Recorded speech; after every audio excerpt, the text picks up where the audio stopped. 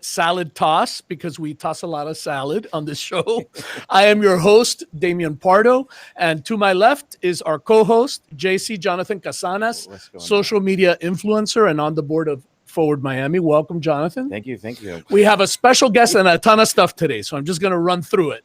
We have Fernand Amandi, the great pleasure of presenting Fernand Amandi, who's the principal at Ben-Dixon and Amandi. Aside from that, he is a thought leader in anything political in Miami-Dade County. I love your tweets. I'm your fan, Fernand. I'm a fan. So we thought we would start out, since we are going to have Mayor Suarez on the show, we thought we would start out by you talking to us a little bit about what do you see in the next 4 years? How do you think Mayor Suarez is doing? How do you think politics are going to play out? Are we going to get redder as a county? Are we going to get more blue? What's your predictions? It's a pleasure to be on, with you here and with Jonathan. So thanks for being on. Look, I'll start by saying this. A lot of this really has to do with what is the role and the work that the political parties are willing to do here in Miami-Dade County and the city of Miami. I think what we saw was very obvious this election now in November was that the Republicans did a much better job here in the community, right? So you got to take your hat off to them. They had gains. They shocked, I think, not just people in the community, but around the state, but around the country and the world with the performance. So you have to first see if the Democrats are able and willing to understand that they have a problem in this community, right?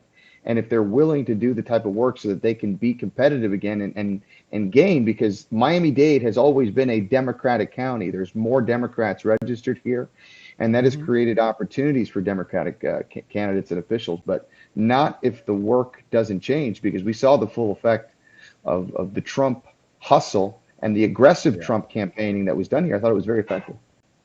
Yeah, well, I mean, you're a pollster, so you definitely have the pulse of the county. I was wondering, how do you feel as far as like being a Cuban Democrat?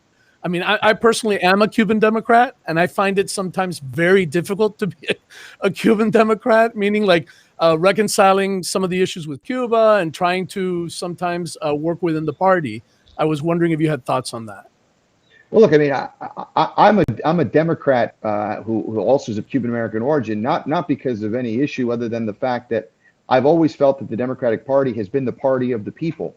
They have been the party that has tried to use government to better the lives of people, whether it's giving them access to affordable health care, giving them access to a high quality public education, using the government to impact their lives, as we see now during this pandemic, where look, a lot of us need, unfortunately, assistance because of things that we didn't do. I mean, this is we're reacting to circumstances. The Republican mantra is we don't need government at all. Government is not the answer to any of these solutions. And I just don't think that that's the case. Unfortunately, the party, I think, has not been very disciplined, has not been very strategic. And in their political execution, they sometimes make a lot of mistakes. So that's why for people like you and me, even though I think we are on the right side of the issues, and all of the polls show that most Americans agree with Democrats on the major issues of the day, how they execute that in a political context is where there are the problems. So it's been a little bit of a frustration. I think it would be disingenuous not to say that. But I continue to believe today also, especially with how the Trump takeover of the Republican Party, the choice is no longer between Republicans and Democrats who favor and want to protect American democracy versus this Trump Republican Party that is comfortable with authoritarianism and autocracy, which is what people like you and my families fled Cuba for. They came here for democracy and freedom, not for authoritarianism and the strongman rule. Right, 100%. I was wondering, maybe some of my uneasiness, and I agree with every single thing you've said, comes with, for example, what's happening now on the island with Movimiento San Isidro or the MSI movement. I'm seeing really like no play at all in Miami-Dade, which kind of surprises me. I see plenty of profiles with Patria y Vida, but I don't see anything happening. Not in terms of media. I don't see anything in terms of parties, organizing around that. I thought you could comment on that a bit, and actually educate people on what is MSI. Yeah. First, I mean, I think your point is well taken. And the truth is, Damian, I've seen this in so many polls and in focus groups, even among Cuban Americans, right? Cuban Americans under the age of 50. The issue of Cuba they care about it because they care about their families and they care about how their parents felt about it and they care about it how their grandparents. But it's not like that animating, visceral issue. So That would be like JC. it's not like when. Yeah. I mean, I think JC may be a perfect example. Look, I'm sure JC, if he had to vote between having freedom and democracy in Cuba or keeping the Castros, he'd vote to get rid of the Castros, right? No question. But is he spending 6-7 hours a week thinking about how to do that like his grandparents probably did, or like JC's maybe even parents didn't know? So the truth of the matter is, like, a lot of people are just tuned out in this community on that subject. I mean, JC, jump in anytime if you think I'm not making sense here, but I even see it amongst my contemporaries.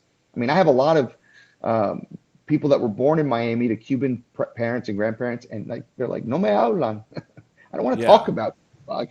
I'm done. You know, when Fidel Castro died, that was like that was the end for them, and that was 4 years ago. So I think it's harder as an animating issue to do things like Movimiento San Isidro, which is an amazing thing. You know, you ask what it is. It's basically artists and musicians. And, you know, imagine if all of a sudden, like, you know, Trick Daddy and Kanye West and, you know, Puffy and all these people started saying, no, we're going to get involved in politics. Beyonce. Yeah. Because Yeah, I mean, this is something that I think we can wrap our heads around, especially millennials these days, because I mean, we're very artistic, we're very social. I mean, we're definitely progressive in that way and quite liberal. So the only way that we could wrap our head around something political that has to do with Cuba would be through the arts. I would assume so. I don't know. I mean, it just seems like this is something we could finally grasp. But how do we get people to listen and to want to get involved? You know, and I think you put your finger on it, JC. I mean, Damian could tell you about this too, but, you know, I was one that was supportive of the Obama approach, which was not saying, hey, you know, everything's cool with the Castros and the communist government, like you guys are awesome. No, but saying, let's open up and normalize relations so that people like JC, who maybe didn't really care about Cuba, can actually go there themselves, right? See what that regime is all about. And when they come back being like, well, you know, I was there. Yeah. I don't know if I can curse on this show, but, you know, we say it kind of, No worries. oye, eso es una mierda. Like, I now understand what my grandparents and parents were talking about. You know, that's a place of my predecessors. Let's get involved. So that's why exchanges and going back there, I thought was important. The Trump administration shut those opportunities down. It's much more difficult to go to Cuba. So, you know, JC, have you been to Cuba, JC? No, I haven't. I was going to ask you that because how do I definitely would love to go back. My grandfather definitely did not want me to go until the Castro regime was out. But how do you explain that to, you know, a middle American who doesn't understand Cuba and the relationships that we have? Because obviously we want to go. We want to feel that. We want to feel the earth where our grandparents grew up. But how do we explain that to a middle American and why we should have ties with Cuba, you know? Well, that's exactly right. I mean, think about how many people of the Jewish community, like they have that pull to go back to Israel, and at some point in their life they go, and when they go, a lot of them have their faith or their beliefs renourished, right? It's like this transcendental moment. I have a lot of Irish American friends that they talk to me about that. Like when they went to Ireland for the first time, it was like, wow, I felt like I was at home, even though I'd never been there before. And they came back feeling more Irish. Our Italian friends have the same experience when they go to the old country. A lot of Cuban Americans are denied that, right? Yeah. And I'm guilty of that too, JC. I've never been back for the reasons your grandparents didn't want you to go back. My grandparents left, died here, never went back. My parents are thankfully still alive, but they're like, we'll never go back. But how can you create that passion and that feeling to do something if you don't even have the opportunity to experience it in the flesh? And I think that's part of why things like Movimiento San Isidro, as fascinating as they are, they're just not registering as much here as they would have 15, 20 years ago had that happened. You know, I had the luxury of being able to go to Cuba. Of course, I did that clandestinely. I never told my father. You know, my family only found out after his passing that I had gone. That's how that gives you an idea. But I do want to say one thing. I thought it was very beneficial for me to have gone. Maybe that's why I'm more tied to this issue. I also think a lot happened in Cuba and in Havana that changed during the end of Obama and through Trump. The laws changed, repression came back strong. It kind of didn't even make sense toward the end of the engagement, which I was also in favor of engagement. Toward the end of that engagement period, you saw a crackdown in ways that made no sense for the island politics. So where are you now, Fernand? I'm curious. Somebody kind of like me in that way. Where do you stand now in all this? Well, what's the old phrase? I mean, it's an Argentinian thing, but I think it takes two to tango. We're going to dial down and tamp down the repression in Cuba. Cuban government didn't do that, right? Because they're obviously scared of anything that means an opening up. Anything that gives people like JC and his friends and others the chance to go there and then have the people compare, well, wait a minute, you're telling me like I can do and live and be a baller like JC over there, but I can't do that here in my own country? That creates problems for them. So I think that's part of what an engagement process could look like, where you take the excuses away from the government being like, hey, don't blame the embargo anymore. It's not these Yankee imperialists, it's you that are responsible for the reason people can't have economic misery here, and they can't get ahead in their life, and they can't travel, and they can't enjoy the same benefits that they now have access to through the internet and through the stories of others in their own country. That's why I think engagement is important. While engagement's important, how do you do that in such a way where GAISA, which is the military-owned, conglomerate of everything Cuba and doing business, how do you prevent that kind of organization funneling dollars to the military but not really helping Cuban people and still relying on remittances? This is the thorny issue, right? Sadly, unfortunately, that's always going to happen. I mean, as long as that regime, that repressive, tyrannical regime that has been 60 years in the works, as long as they're in charge, they're going to get theirs, right? But the hope is that if little by little, massive amounts of those that are the most invested stakeholders, I think are us Cuban Americans, if we go over there, and again, I'm saying this as someone who still hasn't gone, but if I ever were to go, I'm not going to shut up. I'm not going to go over there and keep my mouth shut. I'm going to speak out, right? And I'm going to say, this is crap, and there's a better way. And if enough people like that starts to percolate, and you can get the Cuban society less controlled and a little bit more willing to take some chances in the safety of other people there with them, that's what I think the Cuban regime fears, because they can't control and repress every single person and thing that's coming out there, especially from the outside, and risk, obviously, the international incidents and attention that would come from trying to get in the way of that. Yeah, absolutely. And there's a message that came in, which I think is super interesting. I didn't think of this at all, but George Gonzalez asked, do you guys see another Mariel happening? I mean, is that even a real thing? Is that a talk? Is that something that they're considering? I mean, the answer is yes. And this is, can I give some secrets away on the program? Absolutely. We love it. This is kind of an open secret, but one of the things that keeps regimes, especially dictatorial island regimes like Cuba, going strong is that every 10 years or so, they let the people that are most willing to burst and like the people that are just most frustrated leave, right? So, and it's happened every stage of the Cuban Castro revolution. So like you had the first wave of people who left in the 50s and 60s, right? Then you had the freedom flights of the 70s. Then you had Mariel in the 80s. Then you had in the 90s the Balseros after the special period, right? Then you had in the 2000s, they would call them the recién llegados. But the premise is all the same. It's like a pressure valve. Things never get too hot or explode because people that get frustrated can always leave. And I think that is done by design because, in essence, you also weed out the people that are more likely to stay and try and change things because they give up. They don't feel a sense of turning this over, if that makes sense. It does. Fernand, I have a question. Some of my Cuban friends that only got here a few years ago view this, and what they tell me is, Damian, you're an idealist.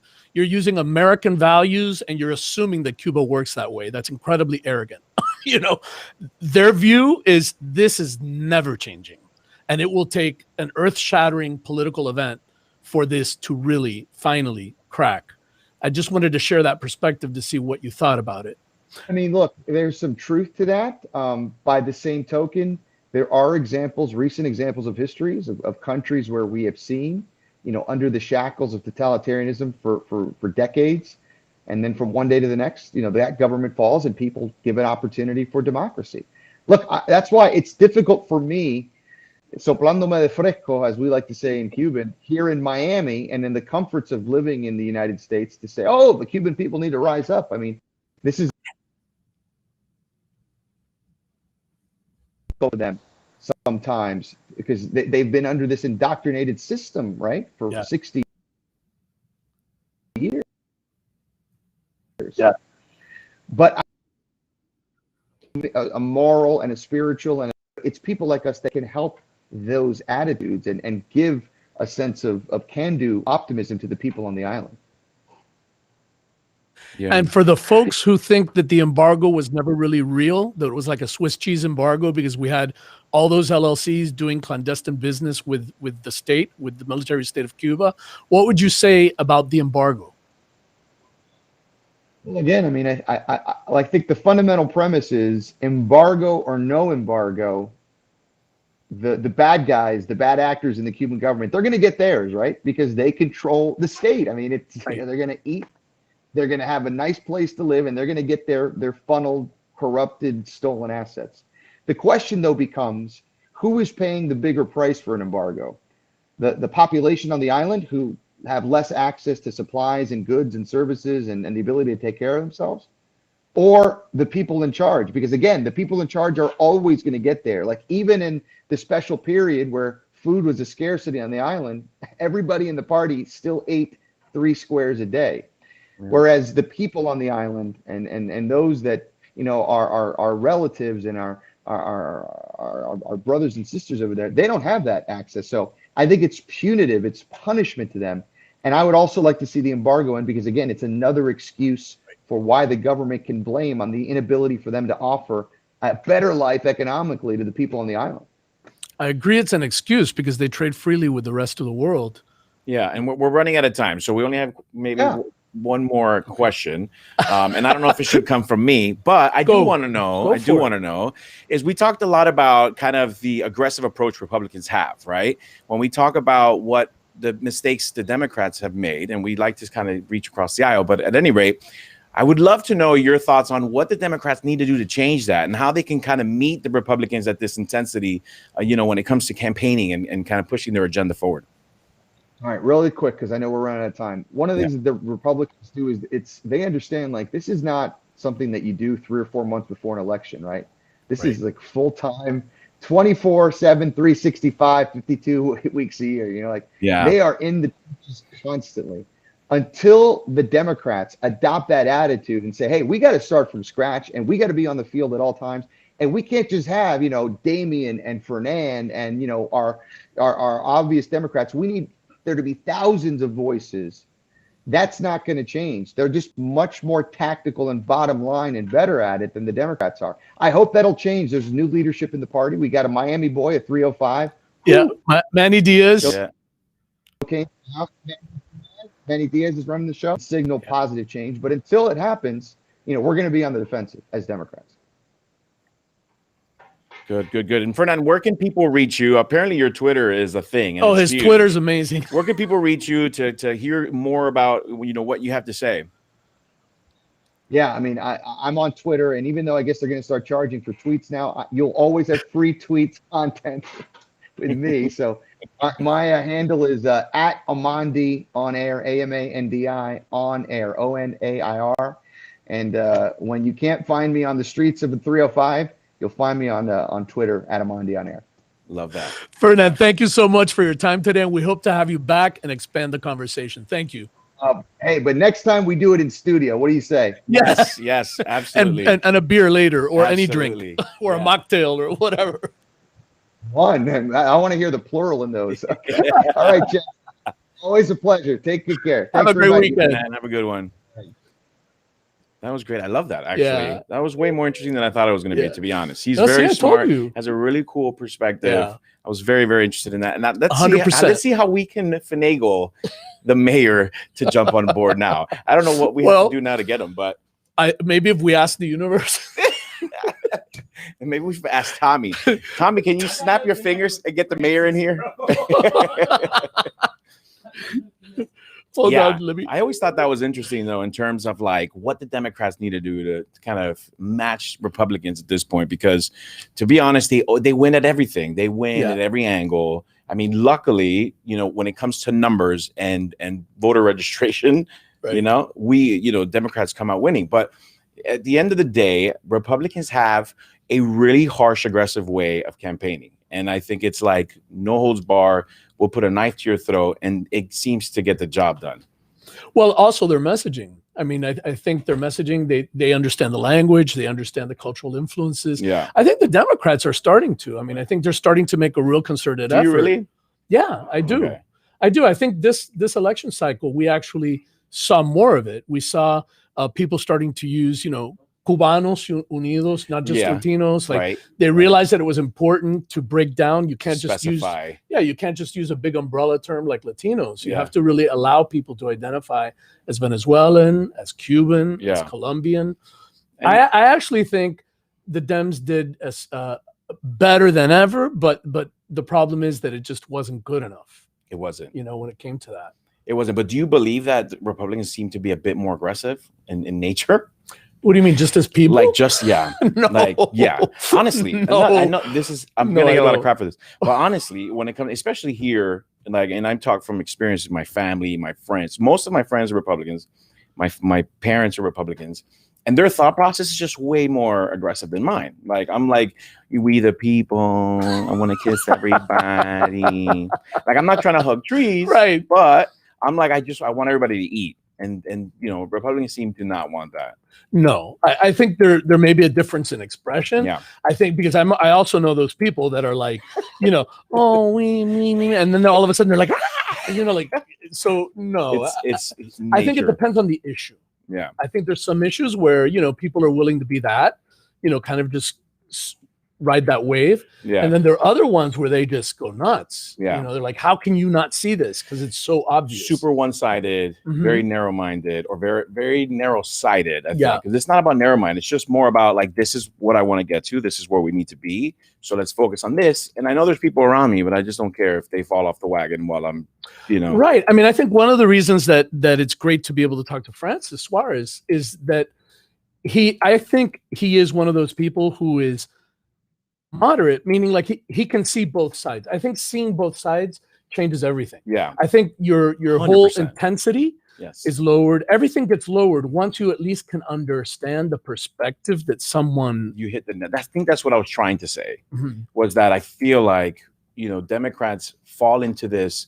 I want to make sure everybody's happy, but Republicans do a great job in, keeping focus, not worrying about kind of sort of the little things, the little details that at the end of the day really mean a lot to someone more than others. And I think that's exactly what it is knowing what the other person feels like on the other side of this window. Right. I do think that makes a very big difference. I also think you're talking about the farthest extremes. Yeah. So I think the farthest extreme of the Republican Party is a different breed. Yeah. I don't think we've seen that, socially before. The idea that you could actually have an insurrection and a riot, in the Capitol, because some people were misled. And I think the impact and influence of social media is critical in that. Yeah. I think there's some responsibility there. I think there's some regulation there that needs to happen. Yeah. I think there's a lot of good conversations around should President Trump be allowed to come back? Well, moreover, is an interesting topic would be restrictions on social media, because I mean, most people rather not have it, but it actually would suit well to some to have it, and especially the community at large when it deals with bullying, cyberbullying or insurrections, like from one extreme to the other, right? But it's the truth, right? Like some people don't want to be muted. Someone like Trump may have not been so popular if he was muted, right? But someone may have gone a little further if they didn't decide to take their lives because they were bullied on social media. Right. So, there's two angles of it, but which side do you choose? And how do you work that and finagle that by making both parties happy? It's tough. Well, I mean, we have tons of laws that are on the books that deal with traditional media and journalism. Yeah. So you can't rush into a theater and yell fire, right? Knowing that it's going to cause this tremendous uprising. And I think in some ways that's what they're doing. They're allowing on social media for people to go into that crowded theater and yell fire. And just kind of have that explosion. And I know there's some technical words that go with it's like that an too, uncharted territory, right? Like this is a new thing that was developed that they never really created new laws for. Right. So it's like this is kind of the black market. And interestingly, we're relying on those same corporate executives to write their own laws. Yeah. So, Right. or to manage their own behavior, as opposed to having a code of conduct that is kind of implemented on the industry. Yeah. So I think that's some of it. I think it's definitely interesting. It's probably an episode we should be talking about. Oh, we're definitely going to do more on that, because we have seen exactly how that impacts us with what happened in the Capitol. Yeah. So we have seen exactly the worst side of that behavior. Yeah, and I can't blame everybody. I know that I made a crazy comment, but I'm not going to hold myself back. But also, I understand that not everybody's the same. Not everybody's bad. Not every Democrat or Republican are horrible or aggressive people. But it's just what we see lately in the news. And, this is kind of the times that we're given and that we're in. And so you're going to hear me say a lot of crap that you're not going to like. But are we able to get the mayor? Did you... Tommy's? Yeah, okay. Why don't you message him and see if we can get him in, because we're a few minutes over, and I don't know if he has a light schedule today. Yeah, let me check. To say the least, he only gave us 15 minutes, so we were trying to sneak it in. But we'll see what comes of it as Damian literally texts people live on air. But I definitely had a good time talking to Fernand. I really didn't think it was going to be that interesting, especially with Cuba, because obviously I don't have a huge tie anymore to Cuba, other than the fact that my family comes from Cuba.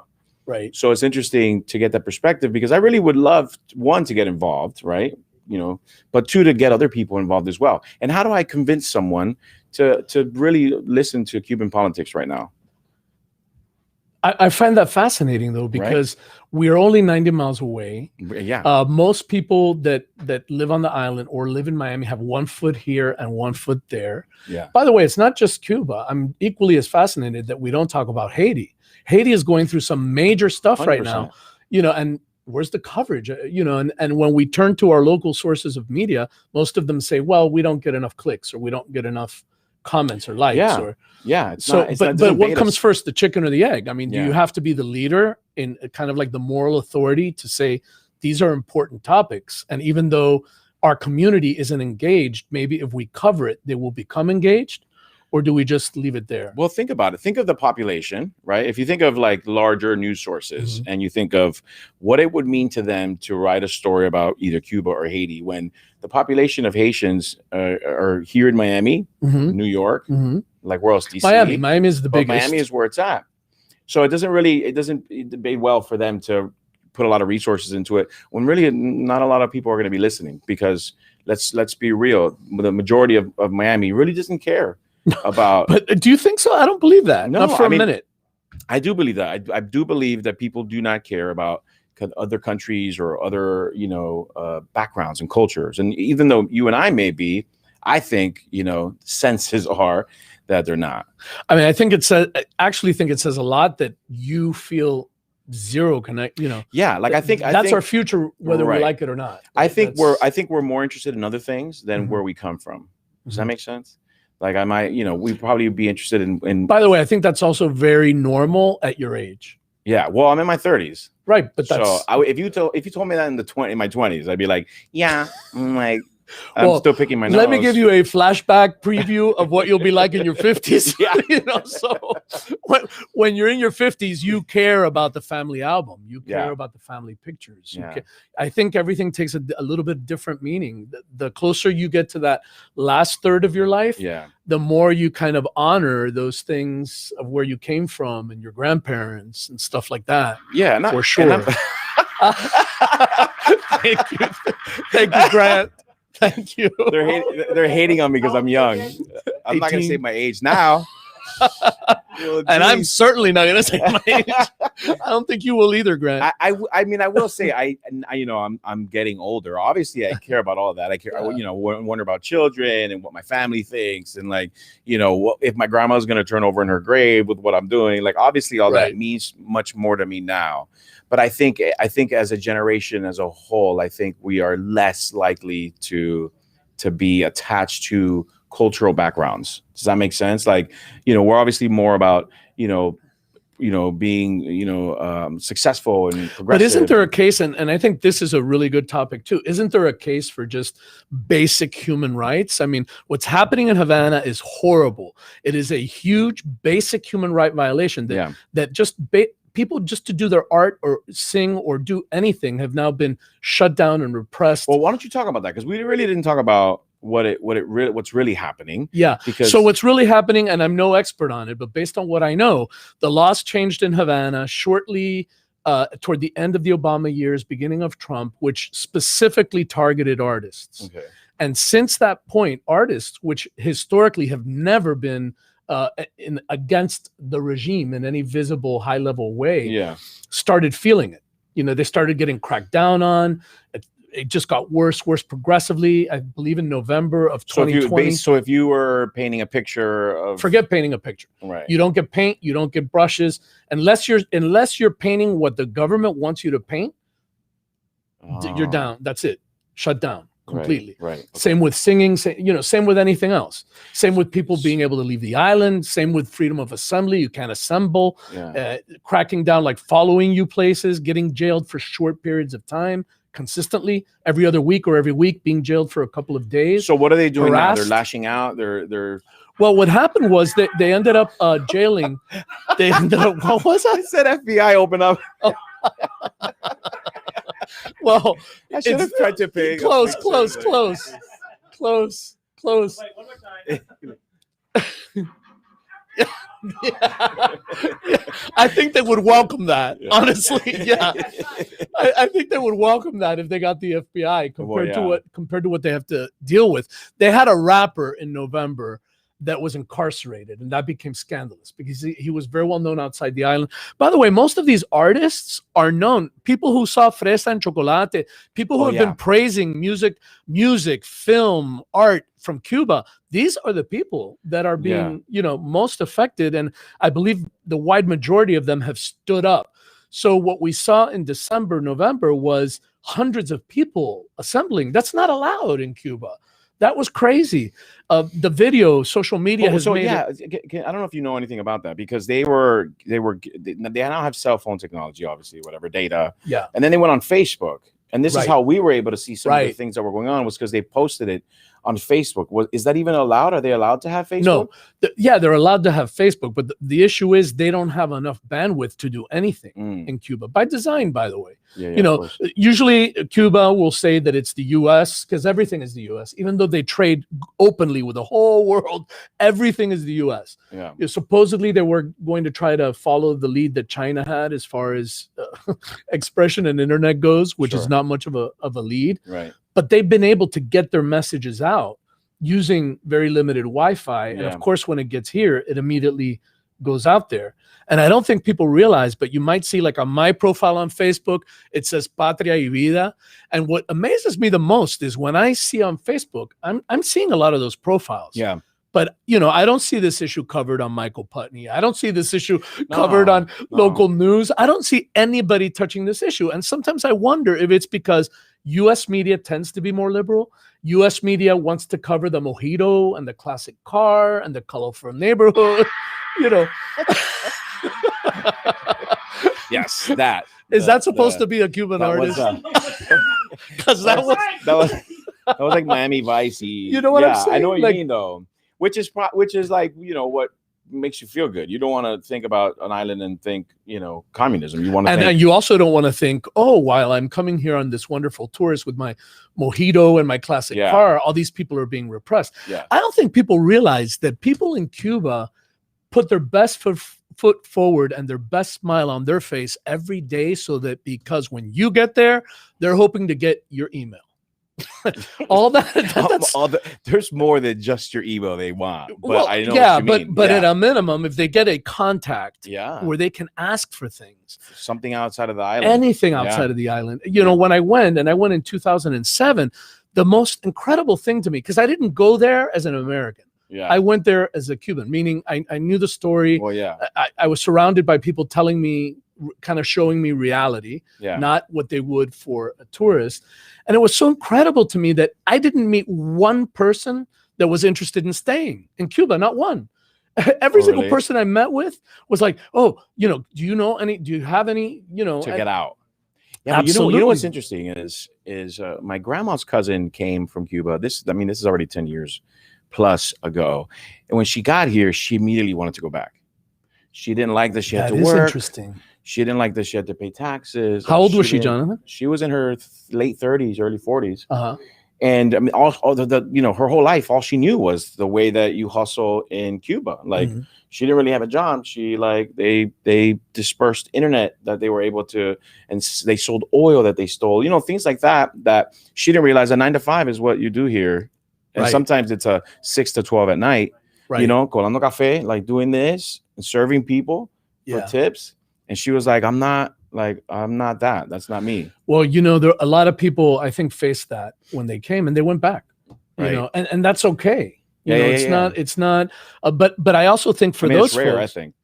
it is rare. But for those folks, they just weren't built for it. Right. You know, they got here because, you know, when Cubans get here, they're serious. They're like, dale, you know, like, hey, we're here to Super work. hustlers. Exactly. They're here to work. And when they get here, they see every inch as an opportunity because of what they had. Yeah. You know, they were in a place that they couldn't speak. They couldn't do anything, you know, everything. So imagine having all this ambition and vision and want and just being boxed where you can't do anything. You know, that's just crazy to me. It's crazy. So I mean, I didn't know much about the MSI movement. I know I saw a lot of what was happening on Facebook. Didn't really put it together. Is there a change that's going to happen? Do you see something? Do you predict something happening? I mean, what's kind of listen? the I latest? wish, you know, I'm really excited about the MSI movement, and you know, I was looking at my text phone, so something must have happened that Mayor Suarez isn't with us. So we'll figure that out. Yeah. But I mean, I'm interested in learning more, but about the MSI movement, Yeah. you know, I'm excited because in 60 years, this is the first time that the artist community, and you know, like I know, the artist community runs a lot, meaning like as far as the tempo, the pulse of the population. Yeah. These people, you know, all the young folks, these are their idols, a lot of them. And they're rising up, and they're rising up in a way that nobody in Cuba could, because nobody in Cuba has a constituency, but these folks do. So, and they're brave as hell, because I'm not sure people realize that either. These folks are risking their lives. Well, they have a following, but it doesn't keep them out of jail. No, exactly. At all. By the way, being... and most of them don't care about being in jail. Right. Most of them are concerned about their kids, their mom, you know, because that's what we're talking about. They don't go after them. Right. They go after their mom, their children, their wife, you know, where it hurts the most. Yeah. So it's very, what they're doing is incredibly brave. And, you know, I'm that kind of activist that I was there at the first BLM protest. I was there against Los Bamban, you know, like for me, those basic human rights, whether they are in Saudi Arabia or Cuba or Haiti or Miami, are the same. So, and I would love to think that in Miami, we should have that, you know, we should have the ability to really care about BLM and Haiti and Cuba, and understand that any place where people are repressed like that affects us. Whether we know it or not, it affects us. Yeah, well, I think, you know, I do feel like we are one of the cities that do care a lot. And whenever there's a protest or some sort of, you know, gathering, we're probably the second to third city in the nation to do so. And it was shocking to me, especially BLM during a pandemic, that we were one of the first cities, you know, to gather and march on Biscayne. Yeah, and by the way, speaking of that, I think we did it extremely well. Yeah. Honestly, I think in general, law enforcement worked. People were very civil, and they were able to stop traffic and to do other things, which I personally think people should be able to do. Sure. Because otherwise, how are you getting, you know, any message across? Yeah. But the whole system kind of worked. Of course, I'm sure there were instances here and there of different things. No, of course. But in general, we were not like other cities, you know, and I think that speaks to our diversity and decades of having to learn.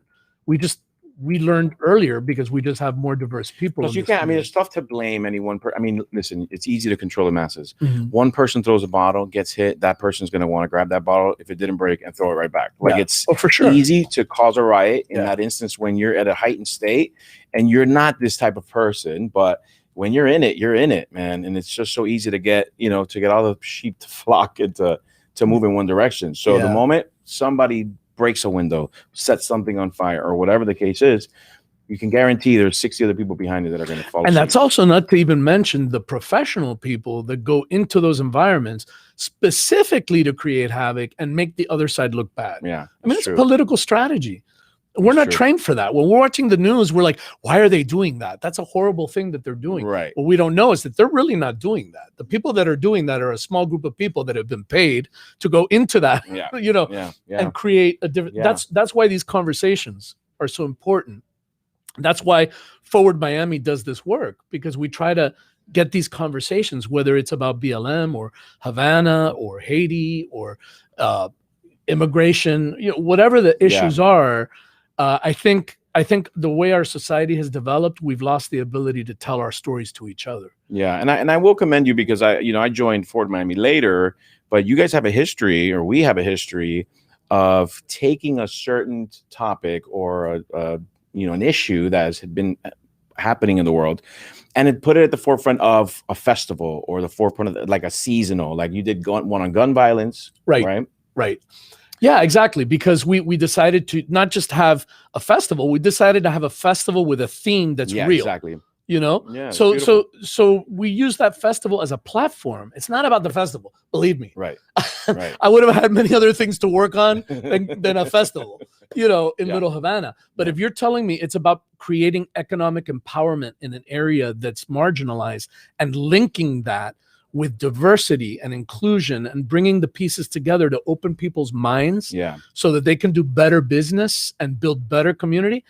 Absolutely. That's where we want to be. That's why I love the phrase community empowerment, which is exactly what Forward Miami stands for. And civic engagement. And so we weren't able to get Mayor Francis. Apparently not. So he didn't come in on the link. But you did have a video, I think, that you wanted to show. Yeah. I will leave everyone with this video. It's in Spanish. I'm hoping that somehow subtitles in English appear one day, or we can do that. We're not there yet. By the way, that's a whole nother comment, because what about AI or no, because we talk about marginalized communities, but we never talk about Spanish dominant as one of those marginalized communities. And these are people who don't speak English, who don't manage the language. By the way, they're not here saying, "Ooh, I only want to speak Spanish." These people are here. They're trying. Yeah, no, of course they're trying. They understand to move forward, you must learn English. Yeah. So that's not the issue. But the issue is that our systems so easily, just by tweaking them. I mean, now on the internet, you can put a little flag and it becomes Spanish too. It's not that hard. We can make life easier for people who are already marginalized and can't even speak. I mean, some would say when you do that, you're allowing them not to grow. So that assumes, but that assumes that they don't want to learn. Right. 100%. I mean, listen, if you I always play devil's advocate. I have to throw I know, but if if you talk to any of these folks, any of them, no, I know they're all like, oh, they're taking lessons at night, or they know a few words. If they could snap their finger, and thank you, if they could snap their finger and speak to you in English, they would. Yeah, they would. They would. You think? So introduce this video that you want to show. So listen, I'm going to leave you guys. Thank you for staying with us in the show. And I'm going to leave you all with a video from MSI Movimiento San Isidro. In English, we call it the MSI movement. And this is the artist movement group in Havana that is rising up against the regime. Thank you, and see you next week. Night.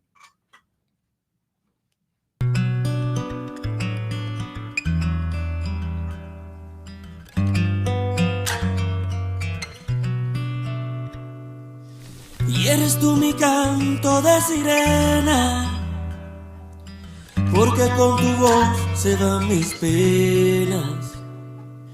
Y este sentimiento ya es tan viejo, tú me dueles tanto aunque estés lejos. Hoy yo te invito a caminar por mis solares, para demostrarte de que sirven tus ideales. Somos humanos aunque no pensemos iguales, no nos tratemos ni dañemos como animales.